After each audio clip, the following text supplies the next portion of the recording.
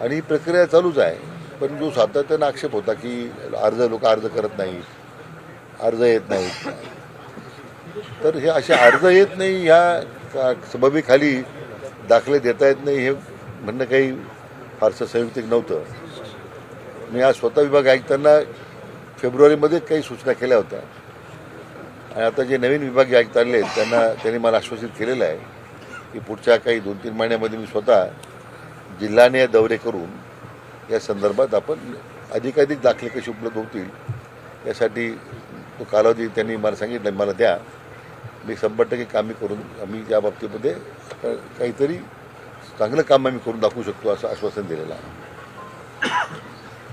मला वाटतं या सगळ्या पार्श्वभूमीवर माननीय जयरंगे पाटलांनी मुंबईच्या आंदोलनामध्ये उपस्थित केलेले मुद्दे यावरही सरकारने आता काही अंश कार्यवाही केलेली आहे. मी असं दावा करणार नाही की 100% कारवाई झालेली आहे, परंतु समाज बांधवांचा आदर करत त्यांनी जे या संदर्भात उचललेले जे पाऊल आहेत त्याकरता आम्ही सकारात्मक आहोत. मागण्या मान्य करण्यामध्ये कुठलाही संकोच नाही. काही सरकारचं पुढे त्यासाठी पुढं मागं करण्याचा प्रश्न नाही आहे. तर मीच त्यांना विनंती करणार आहे की आणखीन सरकारच्या बाबतीत सरकारकडून काय भूमिका त्यांची अपेक्षित आहे ती जर आम्हाला समजली तर जे कामी आत्तापर्यंत केलेलं काम किंवा आणि त्यांनी आता मुद्दे उपस्थित ते करतील त्या संदर्भातलं काम आम्ही केलेली कार्यवाही आणखी त्याचं स्पष्टता मला या निवेदन देता येईल.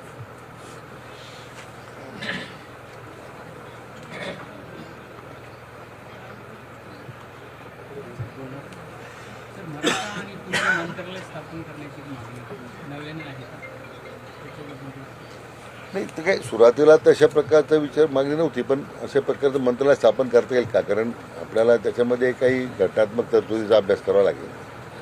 त्याचं मी लगेच काही भाष्य करू शकणार नाही. सातारा संस्थांचं गॅजेट GR काढण्याची मागणी नाही, सातारा संस्थांच्या सातारा गॅजेटबद्दल काय झालं आहे आमच्या दृष्टीने हैदराबाद गॅजेट आता सर्वोच्च न्यायालयापर्यंत त्याचं कंटेस्ट झालं. मुंबई उच्च न्यायालयामध्ये काही लोकांनी प्रयत्न केला, त्याला स्थगिती मिळाली नाही. सर्वोच्च न्यायालयामध्ये काही लोक हैदराबाद गॅजेटच्या अंमलबजावणी गेले, तिथं स्थगिती मिळाली नाही. आता एका बाजूला हे हैदराबाद गॅजेटचं आणि उच्च न्यायालयामध्ये आता प्रकरण सुनावणी करता असताना जो विधिवय न्याय विभागात सल्ला मिळालेला आहे की आता आपण जर सातारा गॅजेटची तयारी झालेली आहे, तर अभ्यास पूर्ण झालेला आहे, तर ते करताना उद्या एक गॅजेटच्यावरच उच्च न्यायालयामध्ये प्रकरण सुरू असताना आपण जर दुसरं गॅजेट प्रसिद्ध करायला गेलो तर एखाद्या वेळी मान्य न्यायालय काही वेगळी भूमिका घेऊ शकते का? आणि हे सुद्धा नुकसान आपण याला सुद्धा स्थगिती मिळेल अशी साधारण चर्चेमध्ये समोर आलेला मुद्दा आहे. म्हणून असं काही नाही की सातारा गॅजेट अंमलबजावणी करण्याची शासनाची इच्छा नाही. मान्य पुलकुडवार जे विभाग आयुक्त होते पुण्याचे, त्यांनी विशेष अभ्यास केला आहे, आपली तयारी केलेली आहे. पण एकदा एक गॅजेटच्या संदर्भात हैदराबाद गॅजेटच आज न्यायालयामध्ये प्रलंबित आहे. म्हणून आम्ही जरा या बाबतीमध्ये आपलं पुढे अडथळा येऊ नये यासाठी आम्ही शासन त्या बाबतीमध्ये एक सावध भूमिका घेतलेली आहे. सर, कुणबी प्रमाणपत्र तर दिले जातात, मात्र कास्ट व्हॅलिडिटीमध्ये मोठ्या समस्यांना सामोरं जावं लागतं. त्यासाठी सरकार आणि आता कास्ट व्हॅलिडिटीमध्ये काय झालं की प्रमाणपत्र मिळतात, आपण मुद्दा बरोबर आहे. कास्ट व्हॅलिडिटी ज्या आहेत तर त्याच्यामध्ये काही ठिकाणी अशा अडचणी आहेत. आता आपल्या राज्यात काय झालं आहे, कास्ट व्हॅलिडिटी समित्या ज्या आहेत त्यांना कॉन्स्टिट्युशनल पॉवर दिलेल्या आहेत. मग त्या न्यायिक पॉवरचा नाही, त्यांना डायरेक्शन आपण देऊ शकत नाही असं कायदा आहे. आपल्या अधिकारी नेमतो आपण तिथे.